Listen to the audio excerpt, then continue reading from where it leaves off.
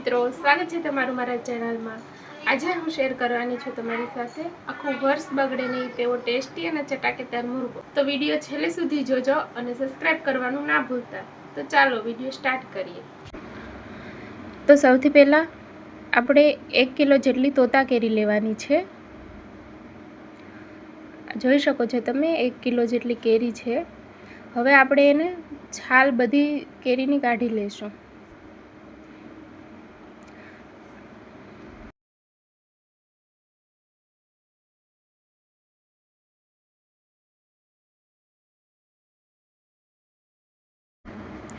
તો આવી રીતે બધી કેરીની છાલ આપણે કાઢી લેવાની છે।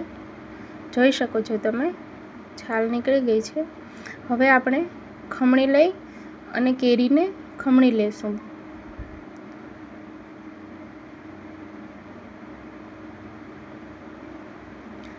બધી કેરીને આવી રીતના ખમણી લેવાની છે।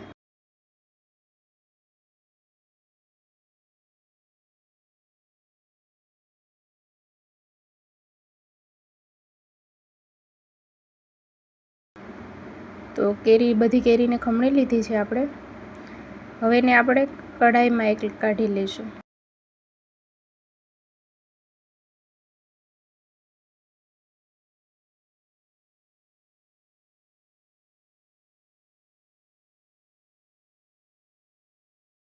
હવે તેમાં 1 કિલો કેરી છે તો આપણે 1 કિલો જેટલી ખાંડ ઉમેરશું અને મિક્સ કરશું।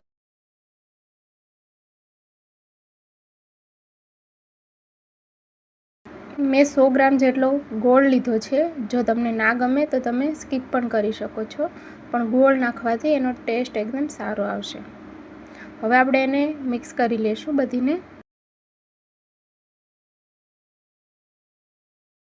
અને ગેસ ઓન કરી અને સાવ ધીમે આંચે રાખવાનું છે। ધીમો રાખી અને આપણે એને ધીમે ધીમે પકાવવાનું છે। આવી રીતના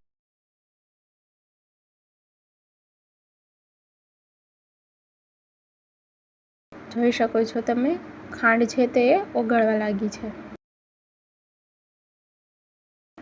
અને આપણે એને થોડી વારે હલાવતું રહેવાનું છે, કેમ કે ખાંડની જે છાશણી બની છે તે સાઈડમાં ચોટે નહીં, એના માટે થોડી વારે હલાવતું રહેવાનું છે અને 35 થી 40 મિનિટ સુધી આપણે મુરબ્બાને પકાવવાનો છે ધીમી આંચે।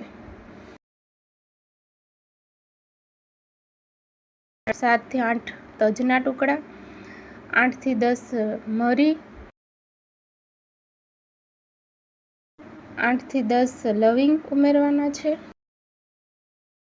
1 ચમચી જેટલું જીરું, 2 ચમચી જેટલી વરિયાળી, 10 થી 12 નંગ એલચી, 1 ચમચી જેટલું જીરું ધાણા પાવડર, અડધી ચમચી મીઠું, 1 ચમચી લાલ મરચું પાવડર। હવે એને આપણે પીસી લેશું। જોઈ શકો છો તમે મસાલો આપણો રેડી થઈ ગયો છે। તો આવી રીતના આપણે એનો કલર ગોલ્ડન બ્રાઉન થવા દેવાનો છે અને હવે આપણે એમાં મસાલો એડ કરશું। તો આવી રીતના મસાલો સરસ એડ કરી અને એકદમ મિક્સ કરવાનો છે અને મસાલો એડ કર્યા પછી પણ આપણે એને 5 થી 7 મિનિટ સુધી ધીમી આંચે પકાવવા દેવાનો છે।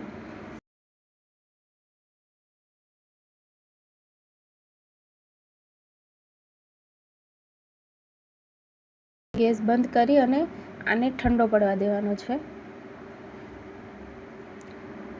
સાવ એકદમ ઠંડો પડી જાય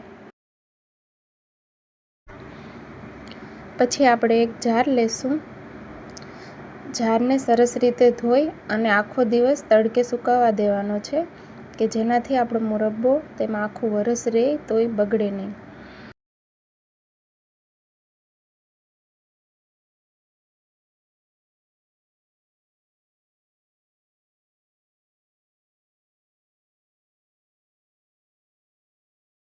તો જોઈ શકો છો તમે ચટપટો અને એકદમ ટેસ્ટી મુરબ્બો રેડી છે।